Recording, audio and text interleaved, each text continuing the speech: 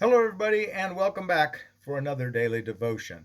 This devotion I am recording for Thursday, June 9th of 2022, and we are in the 17th chapter of Matthew's Gospel. We've been working our way through Matthew here, and if you want to see the past videos, just look at the playlist for Matthew's Gospel, or take a look at the different playlists we have for the different books we've been through, and feel free to peruse through them. But we're in the 17th chapter. We're going to look at verses 14 to 20, which is /21, because the NRSV, in the updated edition anyway, we don't have verse 21. They cut that off, though I'm going to add it in. So it's 14 to 21-ish, I guess, or however you want to say that, in the 17th chapter of Matthew. Pardon me. Now, we have come to the story of Jesus cures a boy with a demon, or an epileptic. It is epilepsy. It's called in many translations. This story is in all three synoptics. Coincidentally, it is in the 9th chapter in both Mark and Luke, but it's here in the 17th in Matthew. That doesn't really matter, but it's just kind of coincidence. It falls into the same chapter in two of them. Mark has a much longer dialogue about it, which is interesting, since Mark is typically the more staccato and brief, but his is a much longer dialogue about this incident than either of the other two. And it's from Mark that we get this added verse at the end that's not in the oldest manuscripts, which is why they've left it out of the NRSV. So, with that being said, let's take a look at Matthew chapter 17, verses 14 to 21.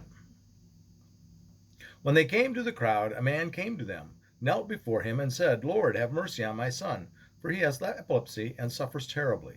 He often falls into the fire and often into the water. And I brought him to your disciples, but they could not cure him." Jesus answered, "You faithless and perverse generation, how much longer must I be with you? How much longer must I put up with you?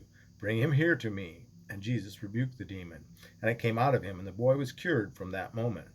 Then the disciples came to Jesus privately and said, why could we not cast it out? He said to them, "Because of your little faith. For truly I tell you, if you have faith the size of a mustard seed, you will say to this mountain, 'Move from here to there,' and it will move, and nothing will be impossible for you." And verse 21, "But this kind does not come out except by prayer and fasting." And that's again brought in. That's a reconciliation. That's probably a gloss, an insertion into the text at a later time by a scribe or a monk copying the text and wanted to reconcile it to Mark's gospel. It's like, wait a minute, after the story, didn't he say this kind can only come out through prayer and fasting? So it's been added at the end of it. In Mark's telling of this story, we have one of my favorite verses in all of Scripture, where Jesus and the Father have more of a dialogue, where Jesus says to the Father that he needs to have more faith, and the Father says, "I have faith. Help me in my unbelief," or "I have belief. I believe. Help me in my unbelief." And that's one of my favorite things in Scripture, because we all need that. We all can say we believe, but we need help in our unbelief, because we have a problem with that. We have a faith problem. Okay, all of us do. No matter who we are, we have to deal with this faith, because Jesus tells us here that if we have just a little bit of faith, we can accomplish anything. In His name, we can accomplish anything, not in our name. And the point here is not that it's okay for us just to have a little bit of faith, but rather that it shows us, it's a reflection and pointing out to us how little our faith really is, that we fail at some of the simplest things. But yet we see some people doing some amazing things, and then we realize, yeah, they have just a little bit of faith. We need, "Help me in my unbelief. I believe, Lord, help me in my unbelief." One of my favorite lines in all of Scripture. So with that's what I've got for you today on this little bit of Scripture.